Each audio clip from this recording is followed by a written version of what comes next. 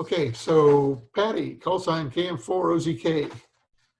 Patti first became interested in ham radio when she met her mate and 40-year ham veteran Bruce, K5DOV. Patti is very passionate about communications and helping her community. She achieved her tech license in 2015, her general license in 2017, and her extra license in 2019. So I guess she needed a 2-year break between each license. And oh, by the way, that's her words, not mine. So everybody, please welcome Ms. Patti Adams. Thank you so very much, Mike. I appreciate the introduction. So as Mike said, I am Patti Adams. Welcome to Amateur Ham Radio. I will be doing chapter 1. And in order to get started with chapter 1, before we even get into the chapter, we're going to do a get to know you session. And this way,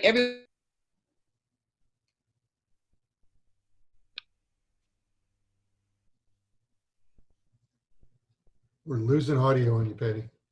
Hold up, Patti.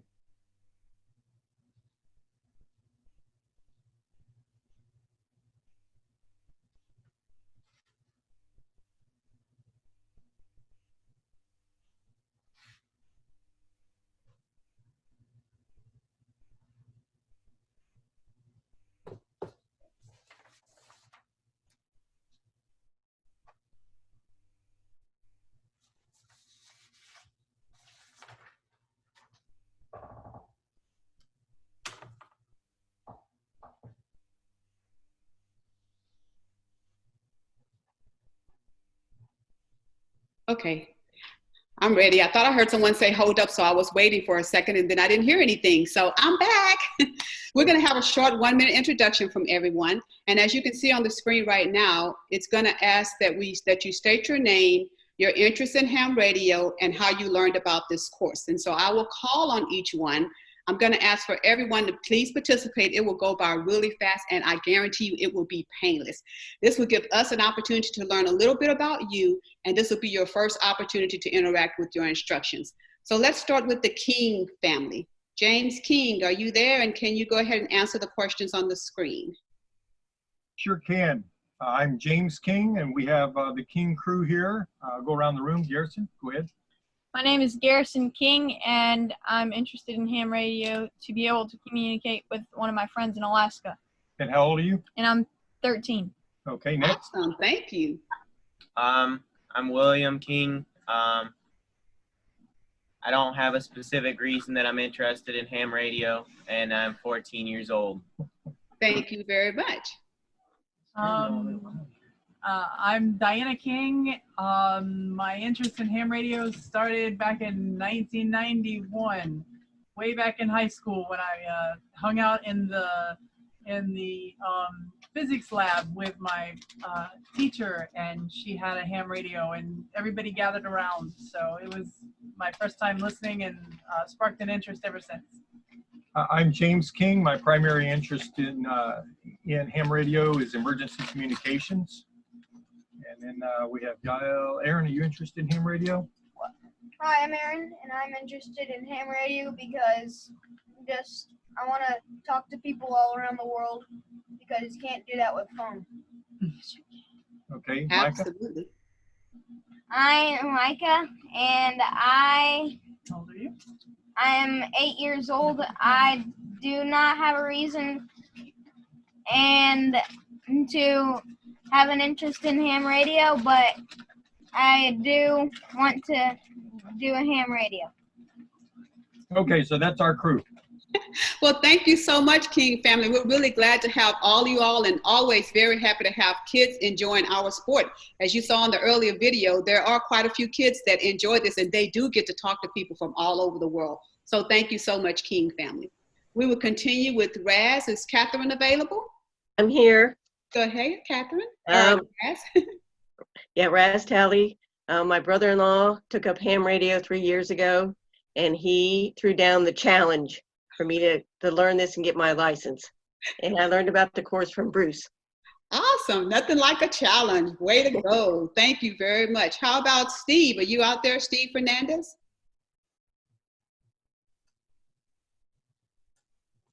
Sorry, I'm muting. Yes, I'm Steve. I don't have a particular thing. I just general interest and also for having emergency communication capability.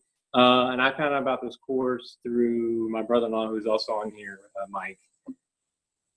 Thank you so much. We're very, very happy to have you all. Let's see, what about Rock? Is Rock Williams, Mike Rock Williams? Yeah, hey y'all, I'm Mike Williams. My interest in the course is the technology, exploring the technology behind it, and of course the zombie apocalypse if it ever comes. And I learned about the course through Mike Beard. Thank you very much. We're happy to have you here. David Cook, you're up next.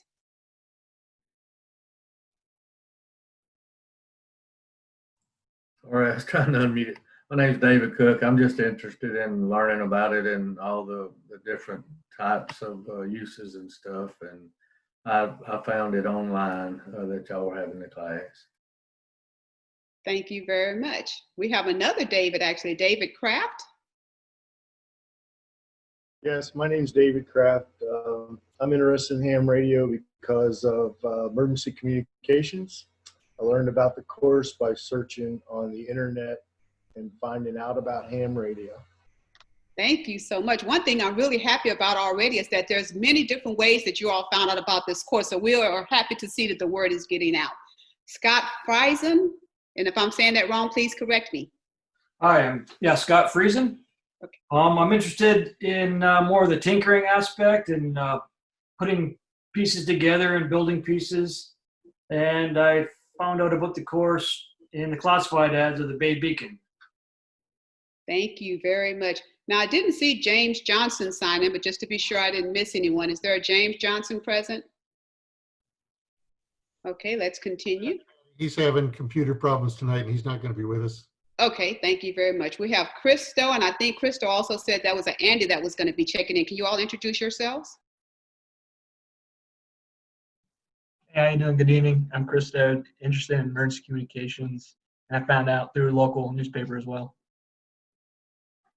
How's it going? I'm Andy. I found out about a ham radio about a year ago. I got my pilot's license and I also had a center console boat.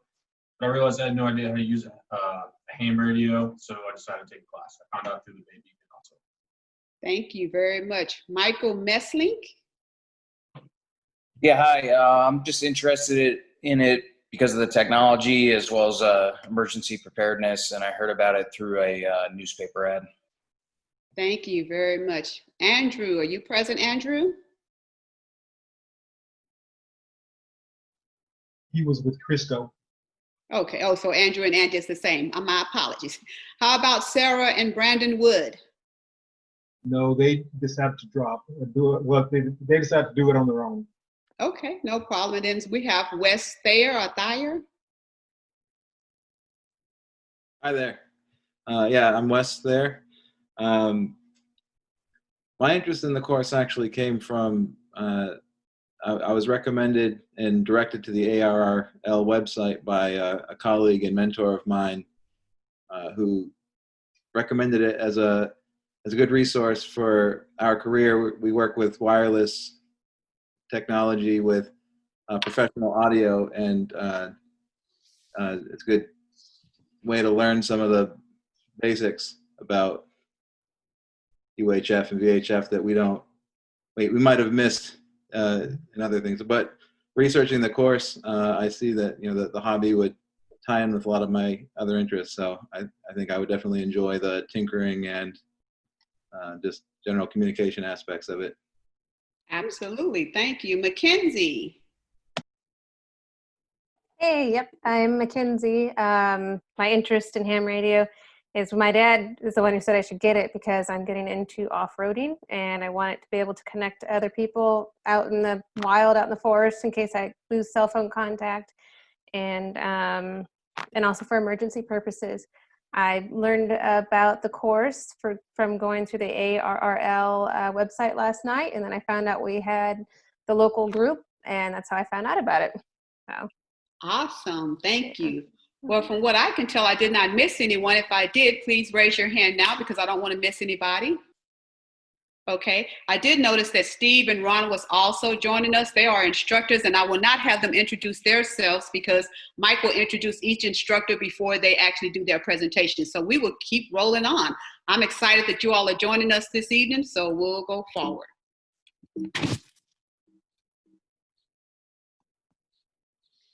So expectations. Each class will start and end on time. The instructors will be prepared for each topic, so we're also asking that the students prepare themselves. So if you have some assigned material that's given to you, as in this case, maybe it was to read chapter 1 and chapter 2, please do that, as it will help you to keep up with the direction that the class is going. Ham radio is not a spectator sport. It's active participation during class discussions because it's vital for the success in obtaining a technician class license or a ticket. So you see on the screen now, it says course overview. And I will not go over each course overview because it's basically the titles of each course. You see Welcome to Ham Radio or Amateur Radio, Radio and Signal Fundamentals. The most important thing to remember is to make sure that you have that 4th edition book. Mike showed it to you on his slides in the beginning, and I'm also showing it to you there. We want to make sure that when you get ready to go through the questions for the exam, that you have the right question pool. And the only way you're going to have the right question pool is if you're under the correct edition. One of the things that I wanted to point out that's really important is that you will see that this class is going to have a certain flow. It's going to kind of start off relatively easy, and then it's going to get a little tougher and a little tougher. So it's kind of considered a build a block type presentations. You'll start off small, and then you'll get a little bit more difficult and a little bit more difficult. So I implore you to please, please, please, whatever you've learned, when you go home, read it, study it, write down any questions that you may have. Mike and Bruce will tell you over and over again to send them emails if you're missing anything. So please take them up on that. They're willing to help in any way they can. Our objective is to make sure that every single person that's on here can obtain an amateur radio license. So let's get started. Basically, I just stated that our goal is to make sure you all get a license. The license will authorize you to operate an amateur radio, which is considered a ham radio transmitter. So we'll get into what is ham radio. Amateur radio is a personal radio service authorized by the Federal Communications Commission. So anytime you see FCC, that's what it stands for. It's to encourage the advancement of the arts and the science of radio, to promote the development of emergency communications, a capability to assist communities, and a whole lot of other things that you can see. I hate reading slides, so I won't, but please read what each bullet point says. You mainly need to know that through ham radio, you will become an ambassador for your community as well as for your country. So what do hams do? I think that the video that Mike started at the beginning was very good because it actually kind of touched base on each one of these. It talked about the fact that we communicate, that we experiment, that we build, that we compete, that we serve our communities, and we engage in lifelong learnings. And so one of the things that goes along with, of course, communicating is we get to basically be a part of the social aspect of ham radio, if I will. We go to meetings every week, every other week per se, and we have a business meeting is on one of those 2 weeks, and then the next 2 weeks we have what's called tech classes. And so tech classes are really fun because it's all about what you want to additionally learn when you go out for ham radio. And we spend time communicating. So a lot of times we will assign you an Elmer. An Elmer means that that's like a buddy that's gonna walk with you from being a new ham all the way through being a senior ham. And so many ways to communicate. They enjoy, and I say they as in ham radio because I can say for myself, guys seem to get into this way more than females do, but there are some females that are just as excited about experimenting. So, you know, they may go out to the woods and see if they can throw an antenna over in a tree and see if they can actually operate their radio. They like to build and tinker. I heard one of the class students say that he wanted to get into it because he wanted to learn how to build and tinker. That's what excited him about this. They have a lot of competitions that come up. You can go to the ARRL.org website and you can read up on contests because there's way too many to name. But just for a few, there's things like the International DX and CW. There's Field Day that happens once a year. There's a Rookie Roundup. Then serving the community. You know, we see all the different storms and devastation that hurricanes can bring about, like in Puerto Rico, as in with Michael. You get the opportunity to go out there and serve your community, because when cell phones no longer works, when your landline no longer works, you typically can always have a ham radio that can get some word out to you. I have worked with what's called net. It's a directed net. And when some of these major storms are going on, we're working the net, and we may be directing a person to, hey, there's gas at this particular station, because they can't get to any other station because there are trees that are down. We may direct them to Red Cross. They may be trying to find a family member. And so sometimes we're able to find out where that family member is and give them the comfort of letting them know that their family member is alive. And of course, it's a lifelong learning experience. You will continue to learn. You will learn what you need to in order to get your license passed for the technician's license, but you will always be learning in ham radio. So just let that be a comfort to you. That is something that you'll never get bored with it, because there's too much to learn. What makes ham radio different? There are many unlicensed radio services available. And what I mean by unlicensed is we're familiar with those. We have cell phones, and we have citizen bands, and we have all these different things that we can use. And they're great when they work like they're supposed to, but a lot of times they just absolutely do not work. But with ham radio, it's very flexible. You have fewer restrictions than other services do. More frequencies mean you have more channels and bands that you can operate, more power to improve your range and quality. So this just gives you a whole lot more ways in which you can communicate. And most of all, it's free to operate your radio. Once you pass this course, you're not going to get you have to pay $35, once a month in order to operate your radio. Once you pass the exams, there is no other fees that's involved. With more privileges, of course, comes more responsibility. You see the big globe that's there. And so you can operate your radios all over the world, as the young man said. I mean, one of the things that I love is on my bucket list is I want to go to Switzerland one day. And we were able to talk to a ham radio operator all the way in Switzerland from the comfort of our living room. So you have communications such as Echolink and WinLink. You'll learn about all these things as the courses go on. And then you have space satellites. So you can actually communicate with someone in space. It's just limitless. There is a limit to what you can do, but you have to have responsible. You have to be responsible. In other words, never leave your radios unattended to where someone could just come and pick up and start using it. You need to have responsibility. Only use it when you are allowed to. FCC authorization is required to ensure the operator is qualified to operate the ham radio safely, legally, and effectively, and that's why you're here. So steps to obtaining your tickets. Study the material in the ham radio license manual. There should be questions in the back of your book. And a lot of times if you look at the questions, it'll give you a specific section that it goes with. So when you're studying, say, chapter 1, it may say, look at question, whatever that question is, and you flip back and it'll show the associated answer to that. You have to pass a Proctor 35 question multiple choice test. You need to at least answer 26 questions correctly. One of the really big deals is that there's no Morse code that's required. When a lot of the guys and girls received their ham radio license, and I'll say back in the day, because some are 40 years ham and 35 years ham, they actually had to learn Morse code, and even to get a technician's license. Well, no longer is Morse code required. So as I kind of stated before, this is probably going to be the easiest of the presentations that you see, because it was pretty much non-technical. There was a lot of jargon and different things of that nature. I will say that as you go forth, please make sure that you learn the terminology. It's going to take you a long way. You're not going to pass a test if you don't know what a dummy load is, or what ohms is, or voltage. So spend some time learning the terminology as you go forward. After each section, we're going to have what's called practice questions. And on this one, it's only going to be 1.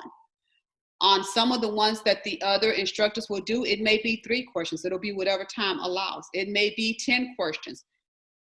Even if they don't get a chance to go through all of them here in class, please take out time to go over them yourselves. And like Mike said, practice, practice, practice over the different material that's been given to you. So here's the first question over the only question in this particular section is, which agency regulates and enforces the rules for amateur radio service in the United States? And you have 4 questions. So I want you all to unmute yourselves and all tell me what the answer is, because you should know this. The FCC. FCC. Guess what? You're right. It's the FCC. And so this ends my portion of the presentation. It went by really fast. But what I would like for you all to do before we take our break is, there was expectations that were given for the students. I want you all to take some time, and in that chat box, I want you to write what your expectations are and what you want to get out of this course.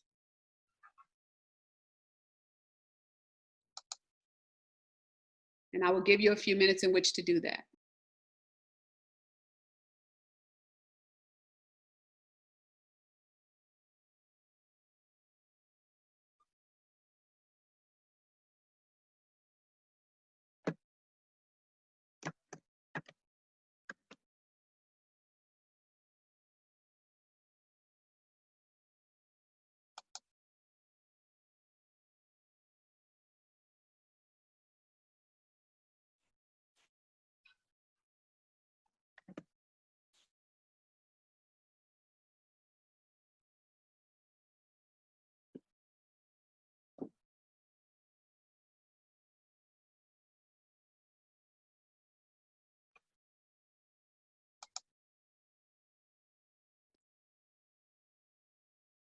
I'll give you just 2 more minutes, and then I will turn it back over to Mike, because since I finished a little early, he may want to let us have an early break before Bruce gets started. So a couple more minutes to tell us what your expectations are of the class.